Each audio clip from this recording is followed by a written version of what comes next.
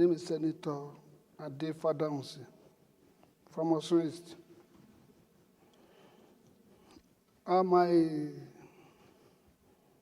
My own is just bold talk as an elderly person. It seems as if we don't know where we are and who we are. Today you are number 3 in this country, which means all of us are that number 3. It's a serious upper layer of the whole nation, 109 out of 250 million people. So it carries what we call integrity. And for the past 2 weeks, the integrity has gone down just because of mere trivial matter of allocating seats and so on. We don't want to know what is undercurrent. God so kind, those people who push you to assist, they have confessed. And I have prayed for him that may God forgive him and Jubril for pushing you to have mercy on who. God even said, I will have mercy on who I will have mercy on. Not everybody. And it has even taught you a lesson. You have to look at the whole issue critically before you even act. Today, everywhere, including Brekete Radio, calling number 3 to come and explain things. Just a radio that we licensed. It's an insult. My own now is how to bring this integrity back. Once a damage is done, to bring it back, it's a long story. All of us must have to work hard. Within this period, we have to bring it back. As per the punishments attached, if I saw one of our leaders today sweating before channel, I said, issue of what? There's no other paper that. My own is that, how do we bring the integrity back? Because we are in a serious situation of tax law, where we are going to make tax law to benefit common people. How do they believe us? Fighting on seat? No. Mr. Senate President and the leadership, we have to call a spade a spade. We have a Bible here, and this is the first one to be given to us, followed by Nigerian Constitution. And we have a lot of lawyers here. Please, let us do our work seriously. And after that, we can be friends. It has shown you now that there is no friend. You don't have any friend, though. So, today, tomorrow, we don't know what will happen. The only friend to you is your wife and your children and God. We are praying for you, you will succeed, but let us face what we are here for. And that's my own. As regards the punishment, well, if it is the 6 months we are talking, if you are going to have mercy 3 months as prescribed by our minority leader, how well and good a punishment is a punishment. Today, we don't even know what will happen tomorrow. Maybe the whole Federal High Court in Lagos and Abuja will be bombarded again. Let us do our work. Thank you very much. Let me, you had hinted me on your suggestion. And may I plead that when we go to prayers, you raise it. Let me just hear from at least 2 more people, and then I'll call the leader of the Senate to end it. Responsibility, because this institution is an institution that must be respected and appreciated in terms of making law and in terms of following due process. And if you look at the public discourse on this very important issue, And if you look at the type of stereotype of form of perception and the negative and the unfortunate situation this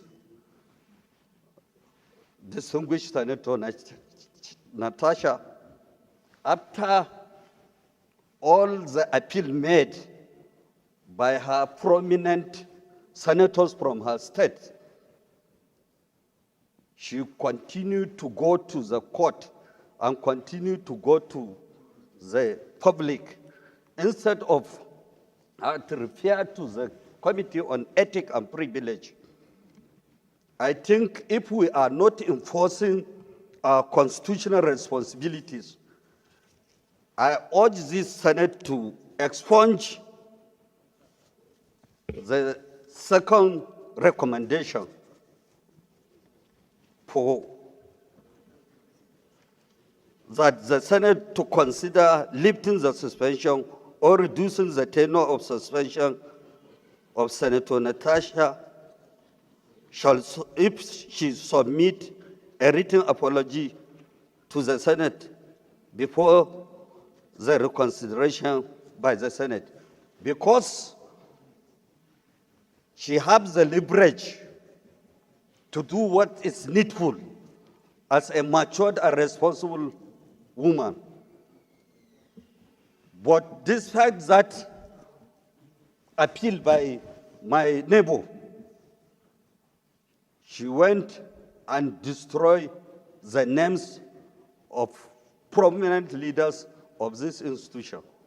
So I'm against the lifting of any or reducing any suspension less than 6 months, which was recommended by the committee. And at the same time, if we are not imposing our laws into those that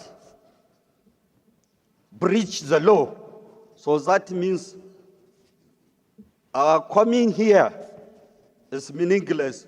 Because if you look at all of us here, we have the mandate of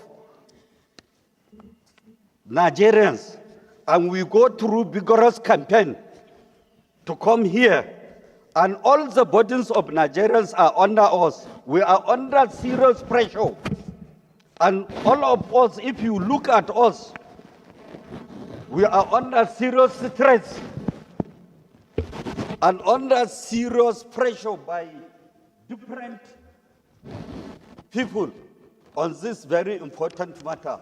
So as a matter of fact, if you look at the 10th Assembly, how many people died because of the pressure of the people. And this negative and stereotype form of perception, which was created by disgruntled elements, because of their selfish and myopic thinking, will allow them to be continued to come into this right chamber. Mr. President, and respected colleagues, with due respect and sense of humility, generosity is being encouraged in all religions, whether Islam or Christianity. But law must be imposed on anybody. That is why Nigeria, we are having a lot of problems. If we are not imposing law on lawmakers that break the law by creating stereotype and negative perception against all of us, that means we are nowhere to be found independently. Mr. President, my respected colleagues, prominent state and prominent individuals that are here, all of them are under serious discourse.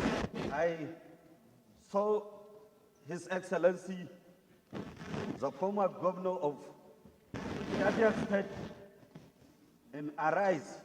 I saw him in channels